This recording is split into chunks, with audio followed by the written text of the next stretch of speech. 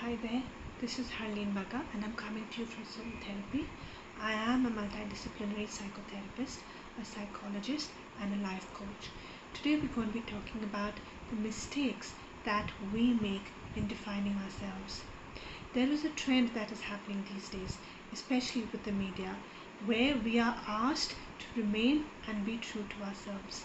But before you can be true to yourself, it is very important to find out who you are, to understand yourself in a way that works for your ecosystem and that has you grounded. The first mistake that people do is block themselves into a certain mold, and that mold is defined by behaviors and attitudes. They forget that behavior and attitude is not really an indication of who you are. It is a response to a certain stimuli. It is a response to certain thoughts that you had at that point in time. But when you fix or put yourself in a certain mold, what you're doing is seeking validation, my friends. You are making yourself dependent on the people around you. What does that mean? Let's say if you are an IT professional and you put yourself in that mold, you are expected to be someone who's geeky, to be intelligent, to have all the know-how about tech and gadgets, and you are also pardoned to not have that great social skills, that great communication skills. If you accept and label yourself as that person, you are unfortunately causing within you a restricting belief that is not allowing you to get out of that mold. What if you are a person who enjoys company? What if you are a person who enjoys to party?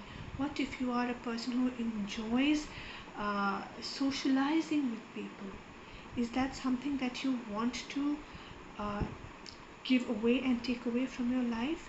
So be very careful before you label yourself and box yourself into this mold, which becomes your self-fulfilling prophecy, which becomes who you are, and you wrongly assume that as being your authentic self. The second mistake that people make is limiting the frame of reference based on the experience many times, right? We assess our behaviors and our thoughts based on the cards and experiences that life has thrown at us. Let me give you two examples to put things into perspective. A mother-in-law and a manager. If both the mother-in-law and a manager have had a hard life where they have had to work at earning respect and getting where they have through a lot of effort, through a lot of hardship, through a lot of trauma, strife and pain, they will be expected to do the same for the people below them. It is the lesson that has been taught to them, and they do that assuming and believing that, you know what, it is who we are, because we were taught and we underwent a life where we were not praised, we were not complimented, we were subjected to bullying and bigotry and prejudice. We have to do the same. That is the belief and the thought and the behavior that they adopt, and once they adopt, they end up following that path because they feel that they are being true to themselves.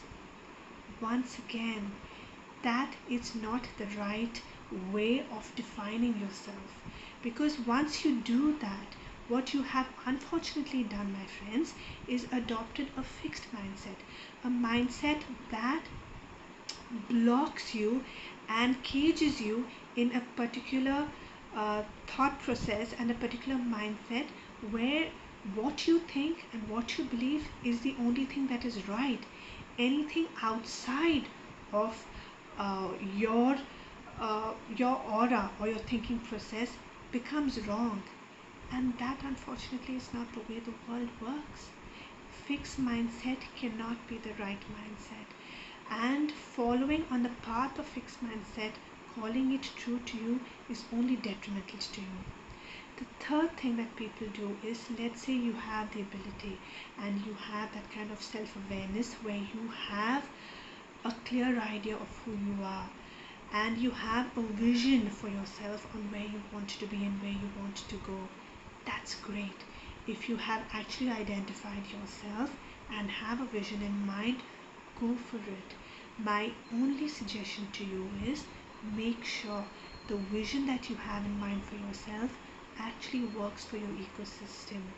The vision, the path that you have decided to follow and hence be true to yourself, is a path that will actually work for the people that you care about, and that there are people in your life that will stand with you, by you, for you, encouraging you as you go down that path.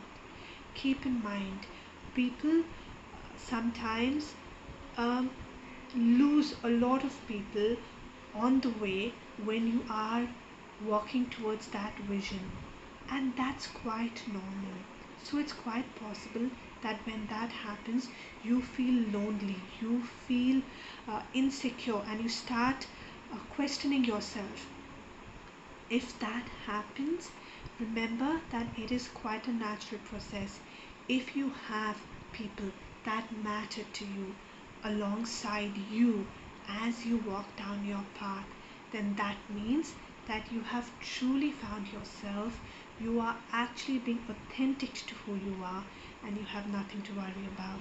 But anything other than that, watch out. Do not make a mistake. The last thing I want you to do is dig a hole for yourself, an emotional and mental deep dark hole for yourself, where you are taking yourself away from who you are. Imagine calling yourself someone who does not like to be committed.